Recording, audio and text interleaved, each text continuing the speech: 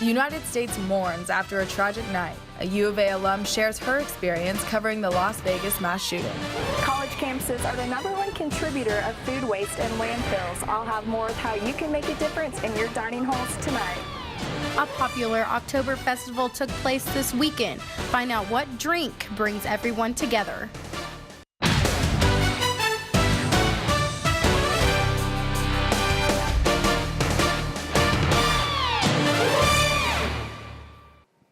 Welcome to UATV News at 7. I'm Erica Rankin. And I'm Clarissa Bustamante. Thanks for joining us. Well, last night, America tragically experienced the deadliest shooting in modern U.S. history. Authorities say 64-year-old Stephen Paddock killed at least 58 people and injured more than 500 from his hotel room on the Las Vegas Strip. Shots were fired during Jason Aldean's final song of the Route 91 Country Music Harvest Festival at the Mandalay Bay Hotel and Casino. Las Vegas producer and U of A alum gives us insight on covering this tragic event. Sadly, right now, this is it's like when we're talking about, we're like, it's another one. It's another shooting. It's another hate crime or whatever you want to call it, because they haven't really decided what the motive for this one is. But and when you think about that, like, it's another one. It does get to you. Brown says the pictures and videos she received will stay with her forever. Governor Asa Hutchinson took to social media this morning expressing his condolences to those in Las Vegas. He tweeted, "Hard to fathom the horrific shooting in Las Vegas with over 50 killed and hundreds wounded. Our heart is with the families and first responders." The U of A throws Springtime of Youth, a large concert event for students. But with the recent Las Vegas shooting, we asked the university's chair of Headliners Concert Committee about security at such events. Sure. So, for Springtime of Youth and for any Headliners concert, we work very closely with the UAPD to ensure that student safety and security are a top priority. Students should take extra precaution when attending big events. Events always go on, and purchasing tickets brings on dangers you may not know about. UATV's Luke Rossi has the story. Football season is here, which brings along with it ticket scalpers. These people stand outside the stadiums and try to take advantage of the fans. Here's the story.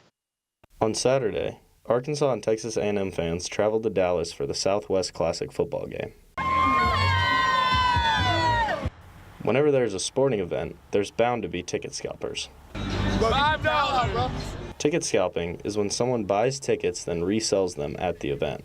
I come here kind of every couple weekends, just find somebody scalping, something like that, There's always somebody on the side of the road. Because of the immediate demand, scalpers overprice the tickets to make a profit. I think it's something that comes in the territory. It's happened not to me, but people I know. But if you're buying it third party, it's anything that can happen. I grew up going to sporting events with my dad, and he always told me that it was not good and never to buy from him because they'll rip you off probably. Beware of fake tickets because many scalpers use them to profit off the desperate customers. I was in Chicago and I was getting theater tickets, and me and my friend went and we met a scalper, and turns out the tickets are fake, and so we blew like $200 on fake tickets, and it was terrible. 15 states currently ban this act, and one of those is Arkansas. Ticket scalping is not just for sports, so if you're buying tickets to any event, be aware of these fake sellers. For UATV, I'm Luke Rossi. To avoid ticket scalpers, make sure to buy tickets in advance from a reliable source. Dining halls are all you can eat, but that doesn't give you a reason to put more food on your plate. College campuses are the #1 contributor of food waste to landfills. UATV's Cassidy Gallagher has more on how Razorback Food Recovery is hoping to reduce food waste on this campus. Cassidy? That's right, Clarissa. The Razorback Food Recovery's mission is to reduce food waste right here on campus by taking unused food and delivering it to people in need. For the next 2 weeks, they'll be partnering with Chartwells for the Clean Plate campaign. During this campaign, they hope to bring awareness of food waste. They encourage students who eat at dining halls to start small and go back for seconds if they want more. The assistant director of Center for Community Engagement says that students should think of their food with purpose. Food has value, and it can go to feed someone in need. It can be used for other purposes, but if it goes on your plate, it's going to go in the landfill, and that's something that we can't do anything with. Since 2014, the Razorback Food Recovery saved over 100,000 pounds of food.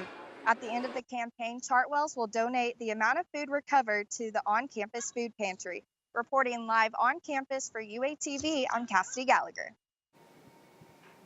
If you would like to take the pledge to reduce food waste at the U of A, there will be volunteers for the next 2 weeks at the campus dining halls.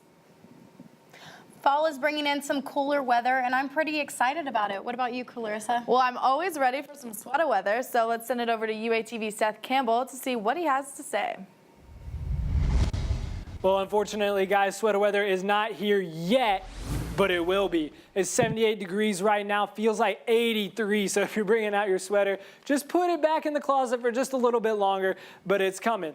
If you take a look now, you can see that rain is going to come into the future. You take a look at the next map, and you can see it's very much needed. These are burn bans all around the Arkansas, and if you take a look at the next map, you'll be able to see that Washington County up there actually is in a high risk for burn bans.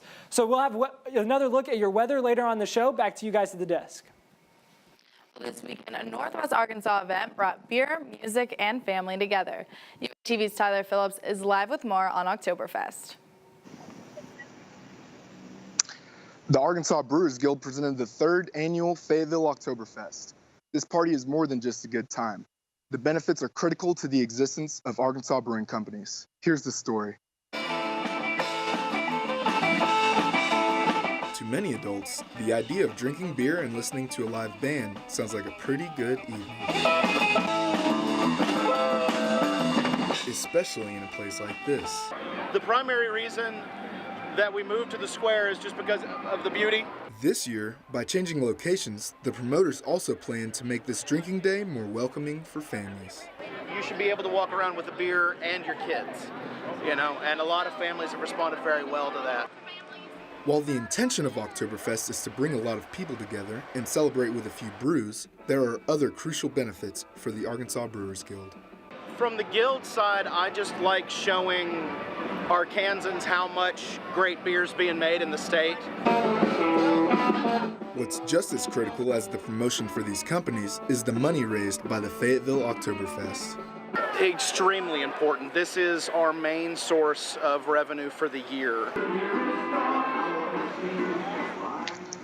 All funds go to the Arkansas Brewers Guild. They said that they plan to use the funds to help with legislative efforts that make brewing easier in Arkansas. For UATV, I'm Tyler Phillips. The Arkansas Brewers Guild plans to create another Oktoberfest in a few years at a central Arkansas location. Coming up, find out how one professor at the Walton College found out that discounts may not only be helping customers, they may be helping the companies. Pink takes over. Find out why campus embraces this color and who spreads awareness.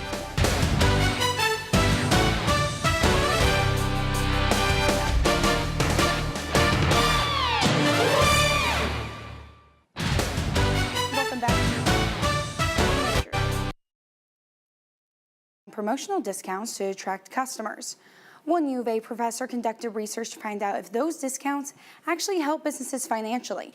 We have UATV's Wendy Echeverria live with more about his findings. Wendy? Yes, that's right, Delaney. A professor here at the Walton College found out that a promotional discount doesn't only help customers, it also helps the businesses with overall profits. The professor took a deep look at the store level data to find out the impact each discount had. And he says every time a discount was out, the traffic would increase. Some food items like meat and beverages like beer were some of the most popular ones. And people who used discounts were less likely to return their items. Throughout the study, he says that there was one thing that shocked him. What we found surprising was that when people were buying those items, they were buying only in smaller transactions. So they were not buying like with all the other regular basket items that they should be buying. A was able to go to a grocery store today and ask several people about these discounts, and several of them said that they usually go toward the stores that can give them discounts because all they want to do is save money. Live for UATV, I'm Wendy Echeverria. In smaller transactions. Thanks, Wendy. Researchers also found that discounts on national brand items have a stronger impact in sales. Well, you might start to see the color pink a little bit more this month. Last night, the White House turned a different shade to highlight National Breast Cancer Awareness Month. Throughout October, people are encouraged to raise awareness about the importance of early detection of breast cancer. One sorority on campus devotes its philanthropic time towards painting the U of A pink. Zeta Tau Alpha holds various campus events throughout October. These include Think Pink Week, Paint the Town, a pink pancake dinner, multiple online fundraisers, and continual pink ribbon pass-outs. That's what's making news around our world. I'm Delaney Majors. One cherished U of A tradition gets an addition. See how it impacts students. My entire Razorback experience is now etched. Does it feel like fall to you? It's hot right now, but cold weather and rain are coming later on this week. Stay tuned. UATV will be right back. Welcome back to UATV. Let's take a look at your local weather. Right now you can see it's 81 degrees in the capital city of Little Rock, and you can see this low pressure system moving across the country. Cold on the other side of it, 30 and up into 28 degrees up in the northern Rockies. But if you take a look at the next map, you can see this low pressure system moving across the United States into Arkansas, bringing behind it that cold temperatures and maybe some rain. But you can also see this low pressure system in the Gulf of Mexico moving up. And if you take a look at the next map, you'll be able to see this radar of these rain moving up from the south into Arkansas and maybe up into northwest Arkansas later on in the week. If you take a look at our 5-day forecast now, over here on Tuesday is going to be partly cloudy. If I can get the 5-day forecast, thank you. There you go, 75 degrees, but cloudy all the way through, rain all the way through, so make sure you have that rain jacket. Lows in the bottom of the 60s and highs in the upper 70s. Have that rain jacket out, and that's all I have time for right now. Back to you guys at the desk. Thanks, Seth. Names from the class of 2016 officially lie at the corner of Dixon Street and Arkansas Avenue. The senior walk construction came to an end, continuing the university's long tradition. So you are a part of your class. You have your name here, and every future Razorback, everyone that comes to our town will walk across your name, and your name will live on forever. Not only do names live on, but the U of A tradition lives on too. The Kessler Run returns for the 5th year to complete their commitment of raising $30,000. The money raised helps pay for the city's cost of purchase of the Kessler Mountain Reserve. If running is not your vice, but you would like to donate, they host an after party where there is live entertainment, food, and local beer. Well, when we come back from the break, find out which Razorback is standing out in the SEC. And we'll also take a look at the top-ranked women's golf team.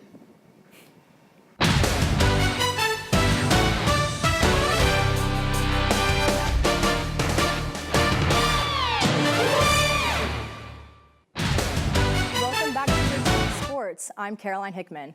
Well, after this weekend, hopefully it's safe to say that the boys are back. The Razorbacks mauled the New Mexico State Aggies with a final score of 42-24.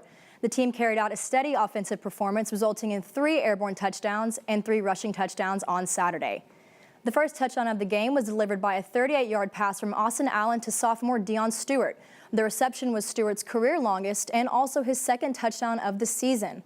Along with that, he finished the game with an impressive 4 receptions and 71 yards. Another notable sophomore made a strong appearance during the game just at the tail end of the first quarter. Devois Whaley made his way through the Aggie defense with an 80-yard, 8-play drive, resulting in a touchdown for the Hogs. That was Whaley's first touchdown since week 1 of the season, and he also managed to rack up 119 rushing yards, which gave him his first 100-yard rushing game of the season. Junior Jonathan Nance is officially tied for the SEC lead with 4 touchdown receptions after receiving a 31-yard touchdown pass from Allen against New Mexico State. Nance has rallied up 30-plus yard catches now 4 consecutive games in a row. He's the first player since 2013 to achieve this, and hopefully he will keep it up. Nance talked in the post-game press conference about a new locker room celebration that took place after the win. Let's hear what he has to say. We was happy. We did the hokey pokey, some new traditions, and we're just going to continue to keep it rolling. Hokey pokey. Yeah. The next two matchups are away games for the Razorbacks, and next week the men are traveling to South Carolina to take on the Gamecocks.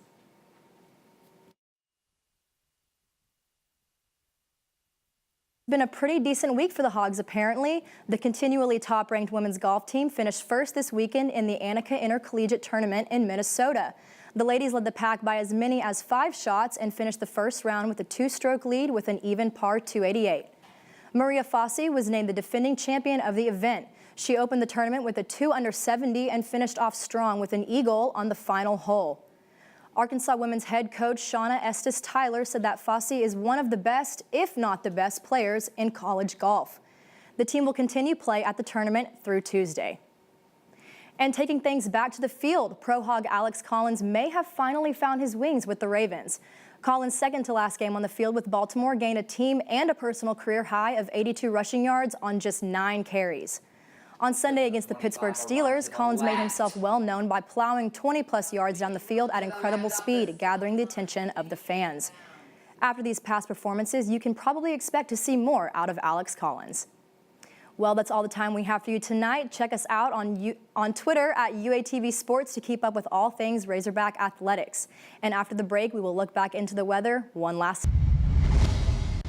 Welcome back to UATV. Let's take one last look at your weather. Tomorrow it's going to be a high of 75 degrees with a low of 67, and the rain clouds are starting to move in from the south and from the west, bringing a 40% chance of rain for you on your commute tomorrow in the morning and actually at night as well. So make sure to bring out those rain jackets and be prepared for the weather tomorrow.